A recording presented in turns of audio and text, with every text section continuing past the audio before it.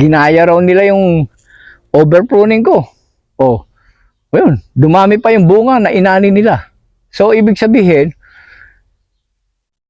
kung ako po yung nagkamali, Diyos na lang po nakakaalam. At kung mali man po ako ng pagtuturo sa inyo, nasa inyo na po yan. Kasi po, ang bayani ng cacao farming ay para po sa mga mahilig magtanim ng kakao at mga interesadong tao na gustong kumita sa pagkakakao. So, yan po yung bayani ng cacao farming. Vision, tumulong. Mission is palaganap yung salita ng cacao farming. Yun po. Wala po tayong ibang ano. Hindi pa nga po ako nagkakaroon ng Mercedes-Benz. Kung sasabihin nyo na dapat mas mayaman ako. Meron nga pong mayor ngayon, bago magpasko. Babalikan ko po ngayon kasi sabi niya, ngayong Pasko raw, punta ako sa kanya. At meron daw siya ibibigay sa akin.